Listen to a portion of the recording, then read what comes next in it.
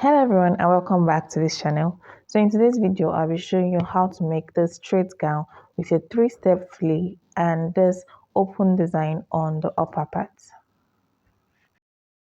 So here I have this paper I'll be using for my pattern, and I'll just go ahead and mark out my starting point, which is this line here. Next I'll go ahead and mark out the normal body's measurement, which is your shoulder to your bust, shoulder to the under bust, and this is for the front bodies. So I'll just go ahead and connect those lines together. This is my bust line and also my under bust line. Then the full length of this paper is my half length. So I'll go ahead and mark out my shoulder measurement divided by 2, and I'll come down by 1 for the shoulder slope. And this is me marking out the neck width and also the neck depth. So I'll just go ahead and connect those lines. So by now we should be familiar with this pattern drafting. So yes, I'll just go ahead and come down by my armhole measurement. So I roll that line down and also connect it like so. So I'll go ahead and connect also my neckline. So this will be the standard neckline. I'll be modifying it later on. So next I'll go ahead and mark out my nipple to nipple measurements divided by 2. So I'm working with a nipple to nipple of about 7.5 inches. So divided by 2 give me 3.75. So I'm just marking that on my bust line, my under bust line, and the half length, which is my waistline. And I'll connect those lines together like so. So next on the waistline, on the under bust line, I'll come out by 1 inch on both sides. So I'm coming out by 1 inch on both sides on the waistline also. Then I'll go ahead and connect those points together.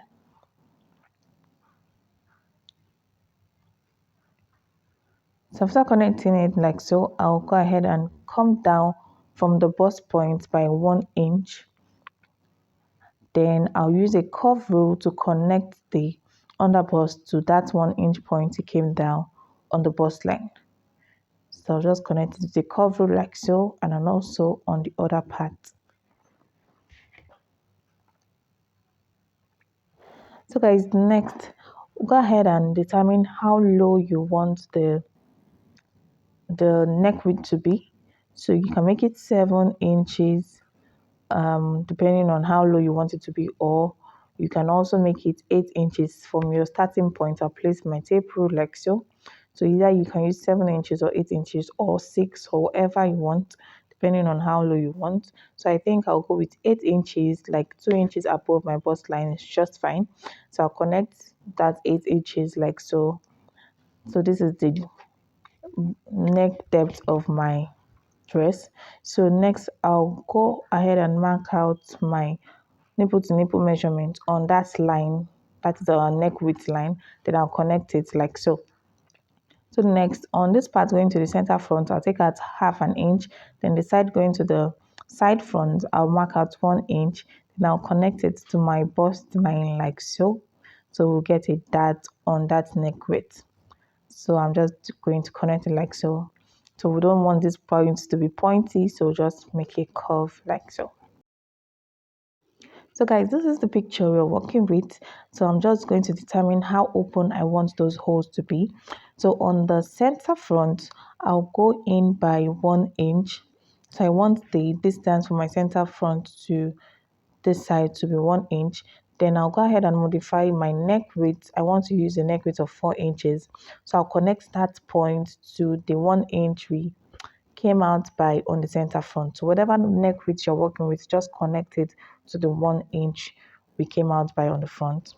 So guys, from that 1 inch point, you're going to go in by 2 inches. I want that block stand to be 2 inches wide. So from that 2 inches point, I'll go up by 3 inches with a slant. So just slant your tape and you get 3 inches. Then I want that opening to be about 2 inches wide.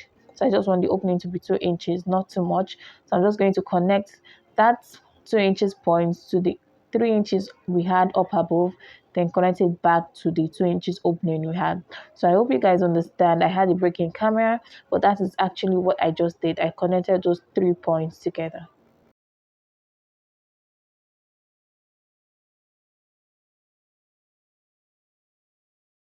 So next I'm just going ahead to mark out my bust line, my bust measurement divided by 4. Then I added my seam allowance. I also marked out my waist measurement divided by 4. Then I'll be marking out what I have on the dart area. I'll replace it back, then also my seam allowance. So guys, this is the measurement we'll be needing. And on this upper point on my armhole area, I replaced the dart we took out. So guys, next I'll just connect it to our new armhole area like so. So guys, I'll go ahead and cut out this pattern. So just follow me closely how I cut out this pattern.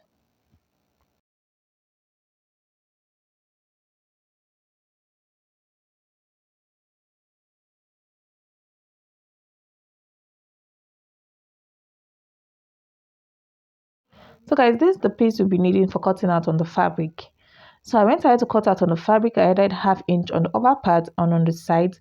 Then on the down part, I added 1 inch for joining to the down part of the dress. And on the side, I didn't add any allowance at the side. We already added allowance to the side. Then the upper part, I added ½ inch to the shoulder area and the center front. Then the down part and also on that triangular axis, I didn't add any allowance to the armhole area. So I had my wadding here, which should serve as the breast pad. I'll be fixing it like so. So I'll just show you guys how to fix it on your fabric. So I'm working with a lace fabric here. So this is my how I put it like so. I place my lace on the plain material fabric and I'll add my pad to it like so, starting from the bust line, the under bust line, then ½ inch allowance it won't go beyond ½ inch allowance. So on the side, this is what I have. So placed it on my under bust area, then ½ inch upwards. We won't have the breast part there. So on this part, I just marked out my center, the part going to the center. I notified it with a chalk. So just chalk it out so you know which part is going to the center. Then you place your fabric like so. If you're not using a lace fabric, it's fine. But if you are, you know you're going to line your lace fabric like so. So place it like this and go ahead and sew by ½ inch on this area to mark ½ inch on this area. Then this side we're going to sew ½ inch also. So that's the only part to be sewing for now. So just sew on this area ½ inch and on the center front also. So this is my back bodice. I didn't cut this in camera, so I just went ahead to make the same neck width, and this is the zipper area, this is the body measurement and the armhole. So by now we should also be used to this. So yes, this is the back part of the dress, and also I have my lining piece like so. So I'm just going to place it like so. Place it like so on the fabric, then you also on the neckline, the zipper area, then the sides. Then I'll also take out my dart. So I'll take out my dart and do same on the other side. So for the front fabric, I'll be placing the side front on the center front like so. I'll place my breast pad on it and I'll sew by ½ inch on this side. And I'll do same on the other side also. So guys, after joining it, this is what I have. I went ahead to sew on the center and also on this part we have here. This is what it looks like on the wrong side. And I also did the same for the other part. And for the front bodies, this is what I have on the wrong side and this is what it looks like on the right side. So next, I'll go ahead and notch the center of our front bodies. So just place it like so and notch your center. So from that center point we have, remember we took in 1 inch when creating the pattern. So on this pattern paper, we came in by 1 inch. So from that center part we notched, I'll go out by 1 inch on one side like so, and I'll mark it with my chalk. Then on the other side, I also mark 1 inch from the notched part like so.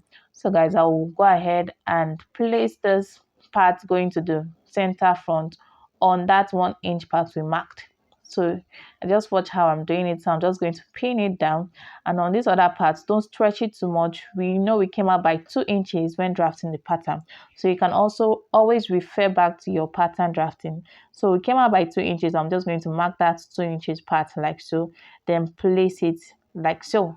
So and I'll also go ahead and pin it down. So guys, if you don't really understand, just go back to how we drafted the pattern paper and to be very clear. So on this notched part, you came inwards by 1 inch, then you place that part on it. Then for the how wide we want the hole to be, we made it 2 inches. So I'm just going to place the other strand on that 2 inches point and pin it down. So this is what we have. I also went ahead to create a lining for this front bodies the same way we cut the front bodies. That's how I cut out my front bodies, and I went ahead to sew it. So next I'll join it by 1/2 inch on this part like so. Then I'll join by 1/2 inch on the sides, and I'll show you guys the final look.